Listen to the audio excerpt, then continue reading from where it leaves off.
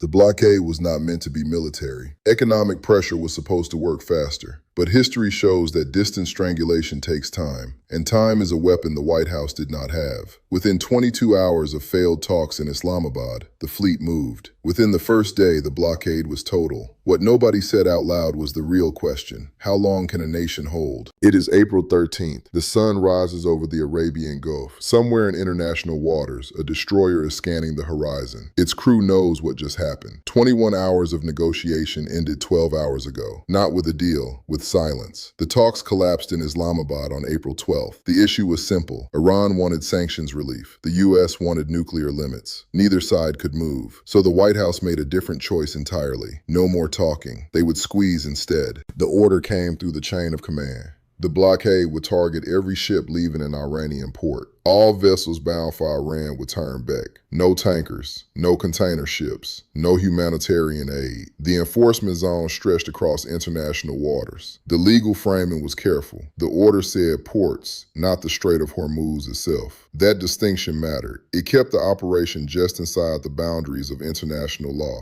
just barely. More than 10,000 sailors and Marines moved into position. Over a dozen warships took station. More than 100 aircraft came forward. The flagship was the carrier USS Abraham Lincoln. With her came guided missile destroyers, the amphibious assault ship USS Tripoli, and support vessels fanned across thousands of miles. But here is the quiet brilliance of the operation. Most of these ships were not inside the Persian Gulf. They were outside it, positioned in international waters. Modern surveillance allowed them to spot a tanker leaving the Gulf of Oman and intercept it thousands of miles away. No close blockade, no vulnerability to mines or swarming small craft, just reach, patience, and the simple mathematics of fuel and time. By the second day, it was working. 6 merchant ships had reversed course. They were not sunk. They were not captured. They just realized the cost of running the gauntlet was too high. So they turned around and went home. Then 8 tankers, all complying, all without a shot fired. But the White House had to understand something. Blocking Iran's ports was not new. History had done this before, and history had lessons. There is a first principle that runs through sea power. Alfred Thayer Mahan called it command of the sea. He did not mean commanding the water itself. He meant controlling the choke points. He meant denying the enemy use of the maritime commons. A nation that cannot trade cannot sustain itself. It starves slowly, not in months, in years. The British understood this. The Confederacy learned it. And now, a century later, that same principle was being applied again. The principle has 3 parts. First is reach. You do not need to be close to your enemy to strangle his economy. You can enforce a blockade from thousands of miles away if you have surveillance and speed. Second is patience. A blockade does not work like a bomb. It works like a siege. It takes time. It grinds. It waits. Third, and the most misunderstood,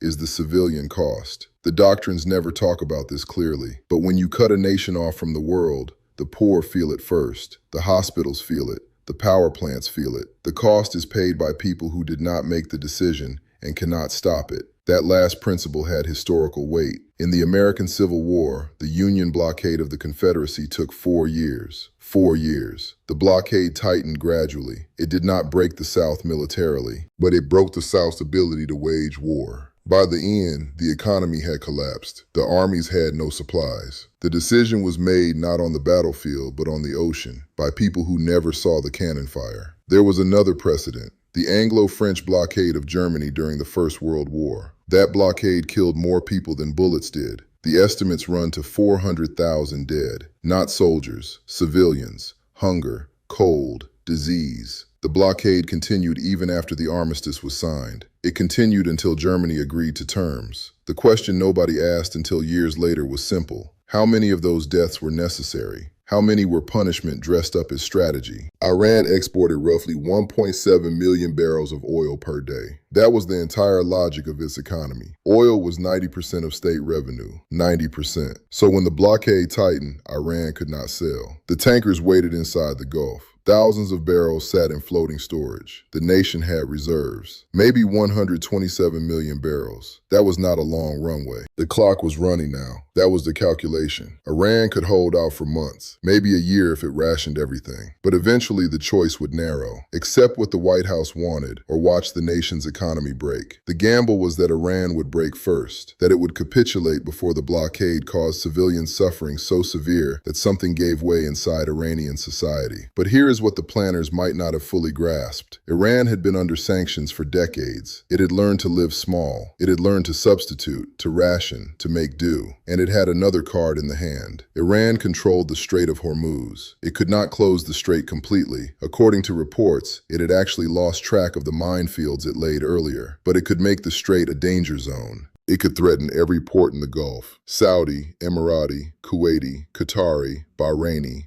Omani. If the blockade continued, those ports became targets. Not just Iranian ports, all ports. That was the countermove. Not a blockade, a threat. A promise that if economic strangulation continued, kinetic war would restart. The logic was simple. Why should Iran suffer alone? If Iran could not trade, then no one in the region would trade safely. The White House knew this, it had expected this, and it had already decided that the blockade was worth the cost. Because giving in to Iran was worse. Because every hour the talks had gone on, Iran had moved closer to what the White House considered an unacceptable outcome. So the blockade was not just military.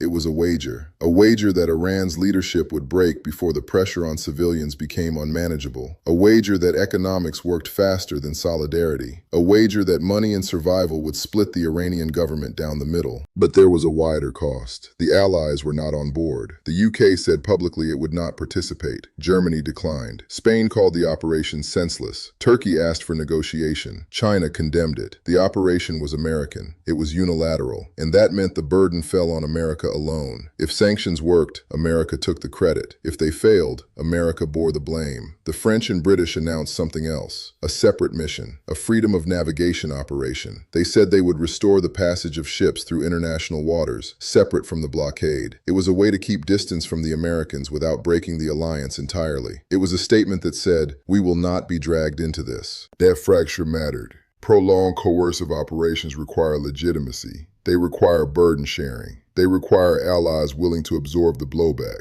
The blockade had none of that. It was unilateral. It was bold. It was also politically isolated. The International Maritime Organization said something stark. No nation, it said, has the right to prohibit innocent passage through international straits. No nation has the right to restrict the passage of neutral ships. The blockade, as it was written, tried to walk around this. It targeted ports, not the strait. It claimed to enforce international law, not to violate it. But the boundary was razor thin. The legal theory could hold, or it could crack. Everything depended on how long the blockade lasted before escalation or collapse. The commodity markets understood what was coming. Brent crude jumped 7% on the announcement. Oil touched $100 a barrel. Crude reached $104 a barrel. The price shock rippled instantly. Fertilizer prices moved. Supply chains shifted. A shipping container crossing the Indian Ocean cost more. Water treatment in Baltimore got more expensive because the energy to pump and clean it had gone up. The blockade was not happening in the Gulf alone. It was happening in every economy that needed oil. That was the real strategy, not paying to Iran, paying to everyone. The hope was that paying to the world would create pressure on Iran faster than paying on Iran would create pressure on the Americans. It was the logic of coercion. Make the cost of keeping the status quo higher than the cost of capitulating. Make Iran's allies cry out for a deal. Make Iran's leadership see that holding out means watching everything they built collapse into ruin. But that strategy only works if the target is weaker than the blockader. Iran had proven over decades that it could absorb punishment. It had absorbed sanctions, airstrikes, assassinations, sabotage, and isolation, and it was still standing. So the question was not whether Iran would break. The question was whether the world would demand that the Americans stop before Iran broke. The blockade had worked tactically. Ships were turning around.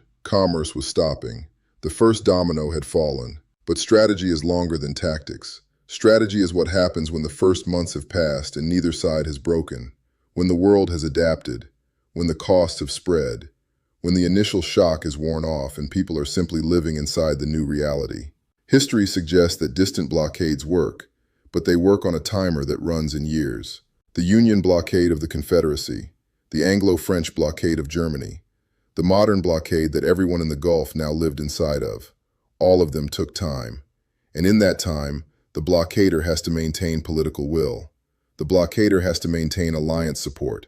The blockader has to absorb the economic blow of disruption while maintaining domestic support for the policy. That is the real test. Not whether a blockade can stop commerce. It can. The history proves that clearly. The test is whether the blockader can maintain the will to hold it while the cost spreads, the time extends, and the political pressure mounts. The call that sealed Iran's ports was made in a room in the White House. It was not a military call. It was a strategic call. It was a bet that the will to blockade would outlast the will to resist. A bet that Iran would break before the world demanded the blockade break. A bet that economics and time work in your favor if you can endure the wait. History will tell us whether the White House won that bet, but it was made. The blockade was enforced. The die was cast. And all that remained was to see which side ran out of time first. Because blockades do not kill enemies, they starve them. And starvation is not a quick death, it is a slow one. How long before the world demands an end?